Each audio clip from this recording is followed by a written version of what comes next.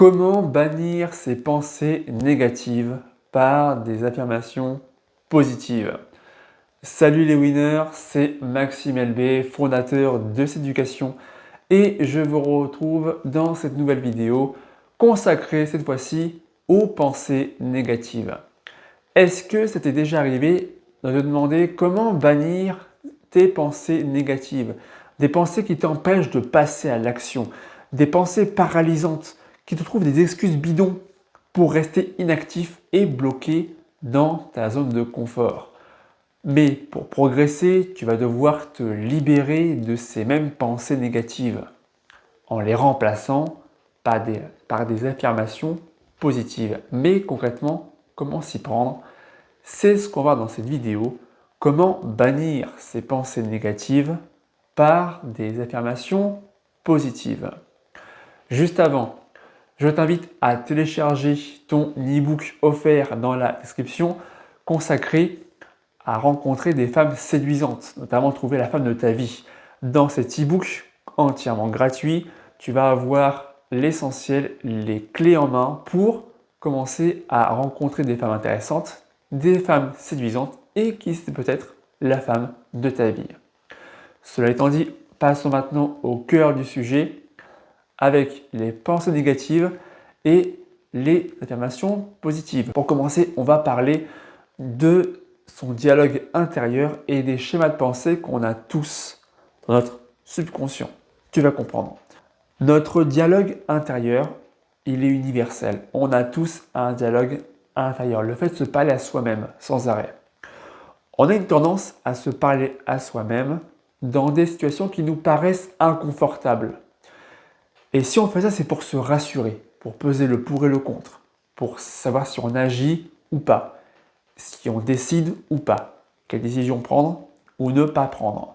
Ça nous sert aussi à apprendre à surmonter les obstacles éventuels qui peuvent se dresser sur notre route. Et tout ça, on le fait depuis notre plus tendre enfance. Et on est tellement habitué à ça que c'est devenu un processus automatique et ancré dans l'inconscient. Ce qui fait que maintenant, les gens n'ont plus vraiment conscience de ce fait-là.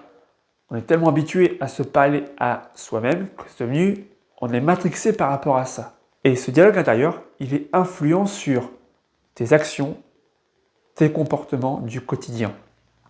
Donc tu dois d'abord prendre conscience de toutes ces pensées qui te viennent à l'esprit dans tous les jours de ta vie. Notamment si tu as tendance à te répéter des phrases négatives de façon machinale, de façon automatique, il va y avoir des actions sur tes résultats.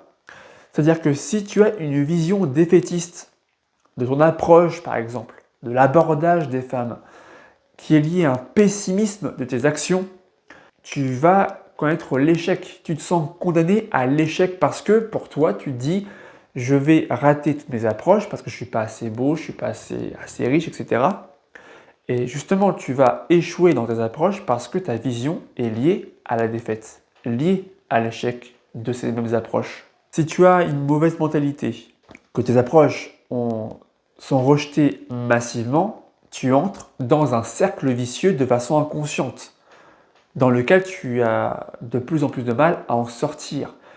Parce que tes pensées négatives, tes pensées limitantes te bloquent, t'enferment dans ce même cercle vicieux qui continue de fonctionner de façon inconsciente. Et donc ces pensées négatives deviennent progressivement des croyances limitantes qui vont façonner ta réalité. Par exemple, si tu penses que tous tes rejets précédents, tu estimes que c'est mal d'aborder les femmes, que ça ne se fait pas ou que ce n'est pas pour toi, eh bien ton cerveau va te faire comprendre qu'effectivement, les abordages, c'est trop compliqué, c'est pas pour toi, ça ne se fait pas, c'est mal vu, c'est du harcèlement.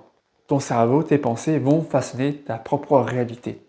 Et là, le but, c'est de balayer cette fausse réalité.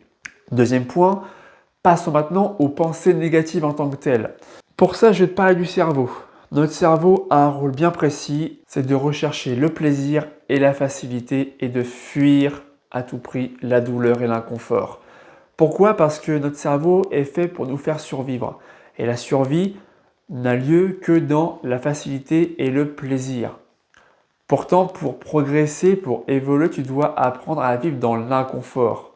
Donc pour ça, tente de nouvelles expériences, de nouvelles approches. Malgré le stress, malgré l'angoisse que tu vas ressentir, tu vas devoir agir dans l'inconfort. Et comme ton cerveau veut à tout prix éviter la douleur, l'inconfort, parce que pour lui, l'inconfort est lié à la douleur, l'inconnu, le danger.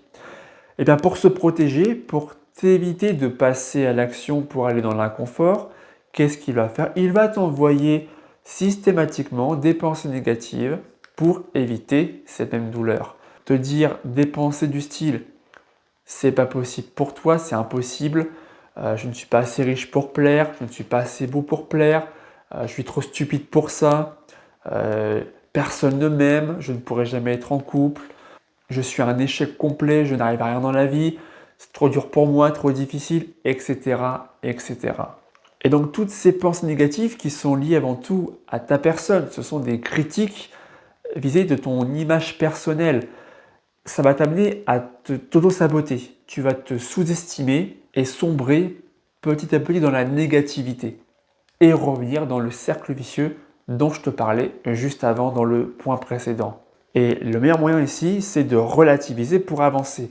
Et pour relativiser les choses, tu dois passer par les affirmations positives. Ça tombe bien, c'est le troisième point de cette vidéo, les affirmations positives. En quoi ça consiste? Ce sont des pensées, des déclarations positives qui visent à encourager une humeur positive pour te faire sortir de la négativité dans laquelle tu es. Ce sont des réponses programmées et automatiques déclenchées dans ton inconscient, dans ton esprit. Et ça passe par la répétition. La répétition est nécessaire pour que ce soit ancré dans le subconscient. C'est simple, plus tu vas répéter les mêmes tâches, plus tu vas l'acquérir de façon machinale, de façon naturelle, en faire une habitude. Et bien là, c'est pareil, plus tu vas répéter ces phrases positives, ces affirmations positives, plus tu vas pouvoir sortir de la négativité et être davantage dans la positivité. Mais ça passe par la répétition. C'est nécessaire, essentiel. Donc pour ça, concentre-toi surtout sur l'énoncé positif pour changer progressivement de vision. Passe une vision négative à des croyances positives et encourageantes. Changer de réalité, encore une fois. Et pour changer tes croyances limitantes, celles qui façonnent ta fausse réalité, tu dois transformer tes habitudes, ton comportement, sortir de la matrice. Si on reprend l'exemple des abordages qui sont mal vus par la société, c'est mal vu, ça dérange les femmes, eh bien, au contraire, vois-les non pas comme des corvées, mais comme des occasions, des opportunités de faire de nouvelles rencontres, des défis à relever pour progresser. Et garde surtout à l'esprit que les affirmations doivent être fréquemment répétées pour être efficaces, conjuguées au présent. Elles doivent être courtes et facilement mémorisables. Tu dois vraiment te les répéter sans cesse dans la tête pour les assimiler, les ancrer et les prononcer avec conviction, être convaincu de leur véracité, être convaincu qu'elles fonctionneront pour toi. Si tu les dis sans grande conviction, il n'y aura pas d'effet sur ton comportement, sur ton attitude, sur tes croyances justement. C'est ça le pouvoir des affirmations positives, c'est que plus tu y crois, plus elles seront efficaces, plus elles marcheront sur toi. Je suis fort, je suis un homme de valeur, je suis confiant en moi, j'ai du succès avec les femmes. Voilà, ce genre de phrases doivent d'abord avoir du sens pour toi. Ce sont ce genre de phrases-là qui feront la différence avec les pensées négatives. Et enfin, quatrième point, le dernier, c'est une fois que tu as trouvé tes affirmations positives, laisse-les travailler pour toi. Tu vas comprendre de quoi je parle. Pour ça, tu dois d'abord lister toutes les pensées négatives sur toi. Toutes les choses négatives sur toi-même. Tu les listes. Et après, tu vas travailler sur les affirmations positives pour contrer les pensées négatives que tu as listées. Idéalement, tu dois trouver une affirmation positive pour chaque pensée négative. Reste surtout dans l'affirmation et pas dans la négation.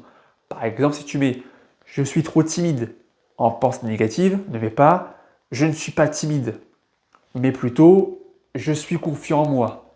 Il y a une grande différence en termes de valeur. Et là encore, tu relis cette liste, tu la mémorises et tu te la répètes, mais là encore avec conviction. Pense chaque mot que tu prononces du plus profond de ton cœur, du plus profond de tes tripes. Mais surtout, ne fais pas ça à la va-vite. Prends bien du recul, prends bien le temps, fais un travail d'introspection sur toi-même, prends bien le temps de réflexion nécessaire pour pouvoir lister et trouver les bonnes affirmations positives pour toi.